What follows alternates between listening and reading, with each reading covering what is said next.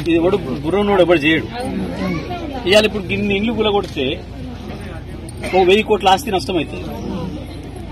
ప్రజల ఆస్తి, ప్రజలు కష్టపడి వాళ్ళ రక్తం వాళ్ళ చెమటను ఓడ్చి రూపాయి కూడబెట్టుకుని కట్టుకున్నారు. ఎవరికైనా గింతంత గూడు ఉండాలని కోరిక, అదొక ధైర్యం. ఇల్లు అనేది ఒక ధైర్యం ఒక మనిషికి, కుటుంబానికి.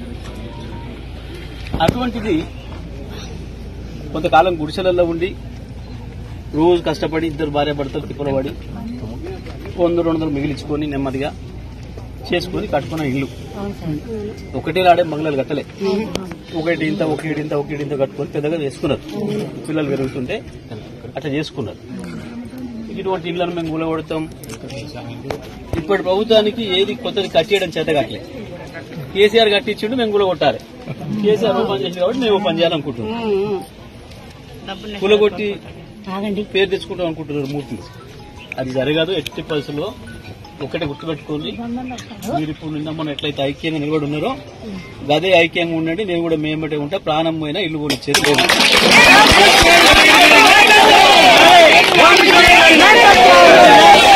ఎమ్మెల్యే జగదీశ్వర్ రెడ్డి గారి నాయకత్వం.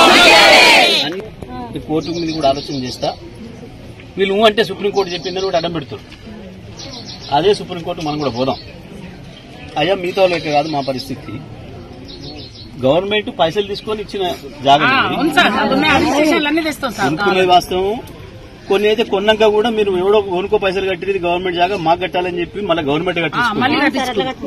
2 సార్లు కొనుక్కున్నాం. ఇది పైగా ఇక్కడ కట్ట ఉంది, కట్ట కింద ఉన్నాము. ఇలా చుక్క నీళ్ళు వచ్చే అవకాశమే లేదు.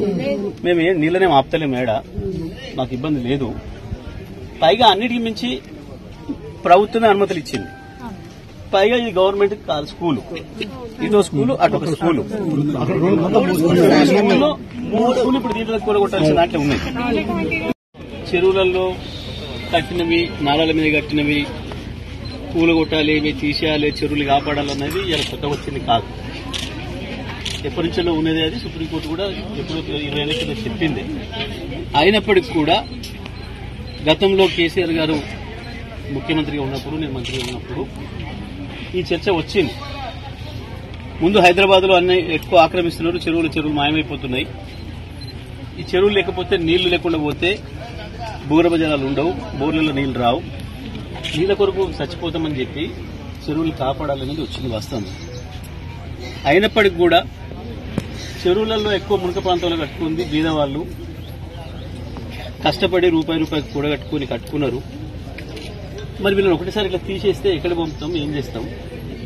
ఇది తొందరపడవద్దు అని చెప్పి ముందు మన ప్రభుత్వం కూడా రాగానే కేసీఆర్ గారు కూడా ఆలోచన చేసి తొందరపడి చేయొద్దు, ఇబ్బంది పెట్టవద్దు. ఎప్పుడు కూడా ఒకరికి ఇల్లు కట్టించిన వాళ్ళం కావాలి కానీ ఒకరికి కూడగట్టిన వాళ్ళం కావద్దు మనం అని చెప్పి ఆ కార్యక్రమాన్ని ఆపినాం.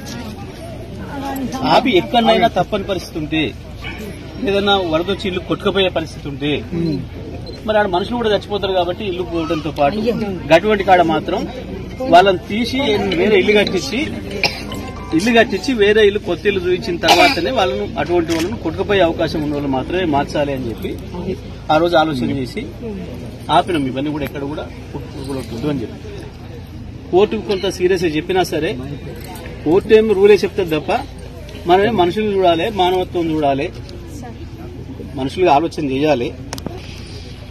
చేసి అంతటా కూడా ఆపినాం. ఇట్లా ఎక్కడ కూడా ఇబ్బంది పెట్టవద్దు అని. కానీ ఇంకా మిగతా వాటన్నిటికంటే మనకు ప్రత్యేకత ఉంది. కట్ట కంటే పై భాగంలో కూడా నీళ్ళలో కట్టుకుంటే వేరు. మనం కట్ట కింద కట్టుకున్నాం. కట్ట కింద కట్టుకున్న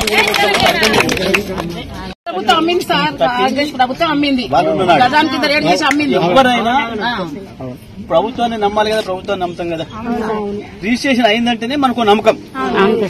అమ్మ రిజిస్ట్రేషన్ అంటే మాకు ముద్ర పడ్డది, గవర్నమెంట్ మాకు రక్షణ ఇస్తుంది అని అనుకుంటాం. ఎవరైనా గవర్నమెంట్ రిజిస్ట్రేషన్ శాఖ రిజిస్ట్రేషన్ చేసే మున్సిపాలిటీ వాళ్ళు రోడ్లు వేసిరి, పర్మిషన్లు ఇచ్చిరి, కరెంట్ వేసిరి, నల్లాలు ఇచ్చిరి. ఈ అన్నింటిని నమ్మి బ్యాంక్ కూడా లోన్ ఇవ్వబట్టే ఇచ్చిన తర్వాత కూడా ఇక మనిషి నమ్మకపోతే ఎట్లుంటది? ఇంకోటి మొదటి నుంచి ఉన్నోళ్ళు కాదు, మొదటి నుంచి ఉన్నోళ్ళు కాదు, కొనుక్కున్న వాళ్ళు ఉన్నారు మధ్యలో వచ్చి కూడా. ఏ రోజుకి మేము నీళ్ళు వస్తున్నాం రాలేదు సార్, గవర్నమెంట్ నమ్మే కదా పోయినవా నీళ్ళు వస్తున్నాం పోయినవా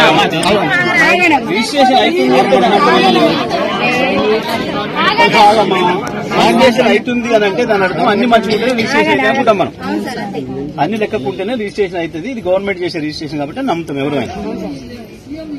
ఏదైనా ఒక కాడ దమ్ముకున్న రిజిస్ట్రేషన్ కూడా మోసమే చేసిండు అనుకుంటే నీళ్ళు ఇచ్చే, రోడ్లు ఇచ్చే, అన్ని ఇచ్చే, కూడా పైసలు ఇచ్చే.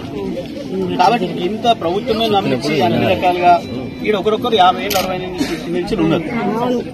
ఇంత చిన్న చిన్న గుడిసెల కాడ నుంచి ఇప్పటిదాకా ఒక తరం అయిపోయింది, రెండో తరం పోస్తాను ఇప్పుడు. కాబట్టి మీరు ఏం భయపడే పని లేదు. మేము కలెక్టర్తో కూడా మాట్లాడితే ఆడికిపోతే నుంచి వెళ్ళి కలెక్టర్తో మాట్లాడతా. కోర్టు నుంచి వెళ్ళి కూడా వీళ్ళు అంటే సుప్రీంకోర్టు అడ్డం పెట్టి ఏదో మాట్లాడుతున్నారు. సుప్రీంకోర్టు కూడా వేద్దాం. ఇది మాది సూర్యాపేట అయితే మీరు చెప్పినట్టు లేదు, మాది వేరే ఉంది. మేము కట్టకట్ట కింద ఉన్నాం. దీన్ని నమ్మి తీసుకున్న వాళ్ళం మేము. ఎట్టి పరిస్థితుల్లో కూడా పులగొట్టడానికి వీల్లేదని మనం ఉండడం. నేను పోదు, మీరేం భయపడద్దు, ధైర్యంగా ఉన్నాడు.